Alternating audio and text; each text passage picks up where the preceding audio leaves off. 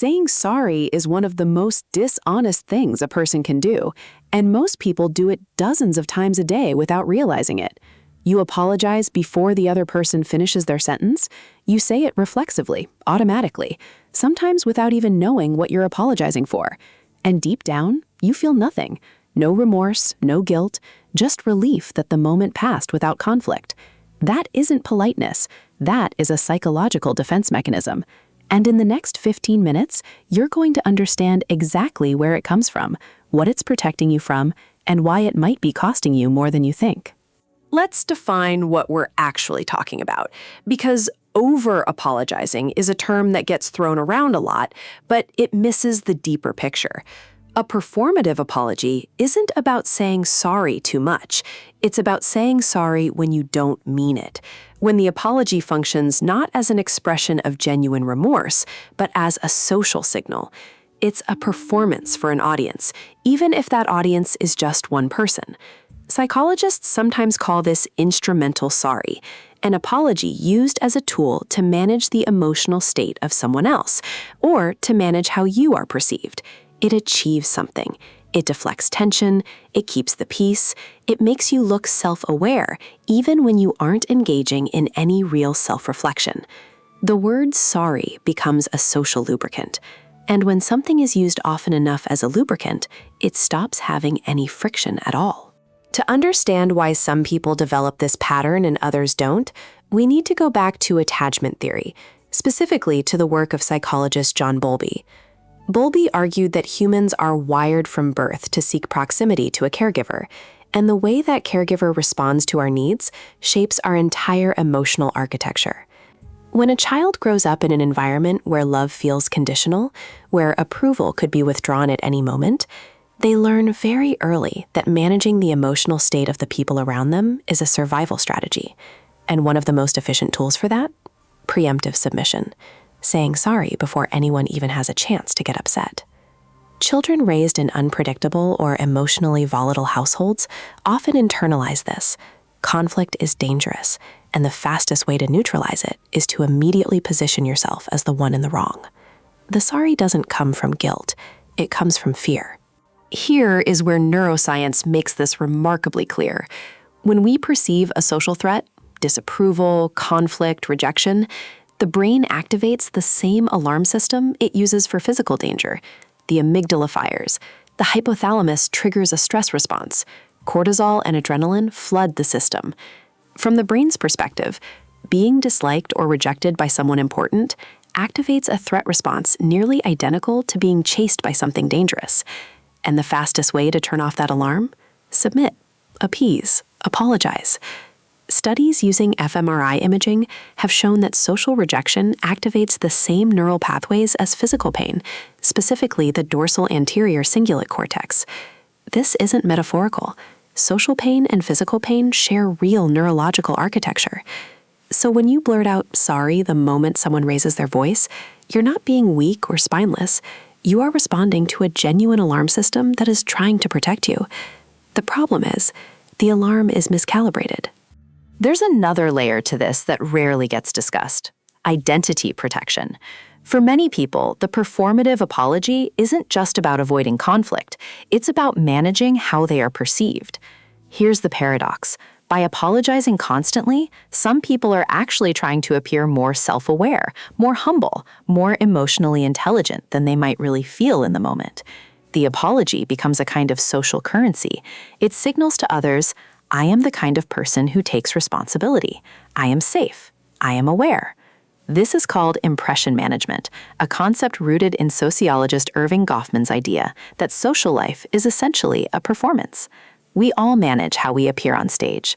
And for people who feel fundamentally uncertain about their own value or likability, often tied back to those early attachment experiences, the sorry becomes a way to script the character they want others to see. Not the person in the wrong, but the person who is mature enough to say so. Now let's talk about one of the most specific and fascinating forms of this behavior, the preemptive apology. This is when you apologize before anything has even gone wrong, before you've inconvenienced someone, before the conversation has turned negative. You're essentially apologizing for existing in a way that might displease someone. Sorry to bother you, but sorry, this might be a stupid question. Sorry, I just wanted to. Each of these carries an embedded message. I already expect you to be annoyed with me.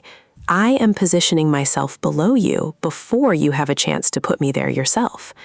Psychologist Harriet Lerner describes this as a way of managing anticipated rejection. You reject yourself first, on your own terms, before the other person can do it on theirs. It gives the illusion of control in situations where you feel fundamentally powerless. And crucially, it keeps you small. It makes you less of a target, but also less of a presence. You've likely heard of fight, flight, and freeze as responses to threat. But there's a fourth response that psychologist Pete Walker formally named fawn. The fawn response is the automatic impulse to appease, please, and submit to another person in order to neutralize a perceived threat. It's the response most often developed by people who grew up in environments where fighting back was too dangerous, fleeing wasn't possible, and freezing didn't work.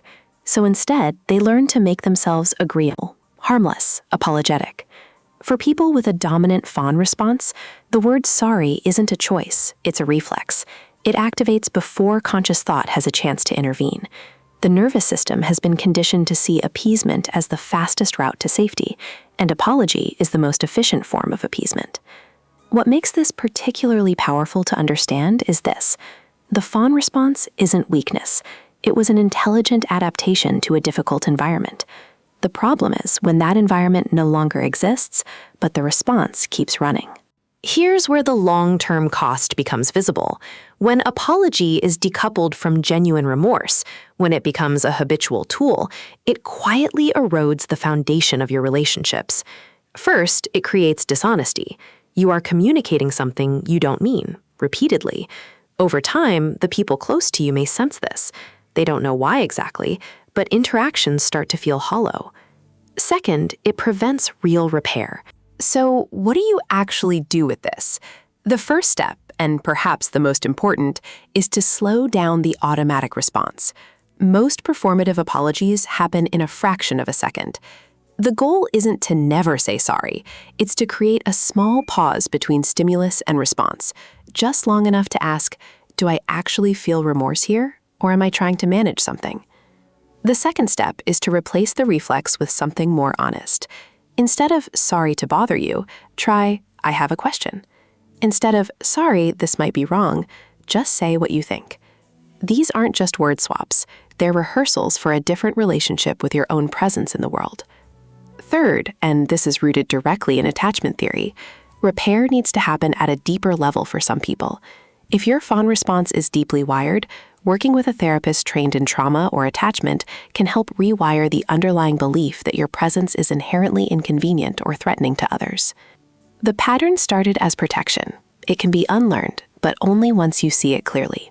The word sorry is one of the most powerful things you can say to another person, when you mean it.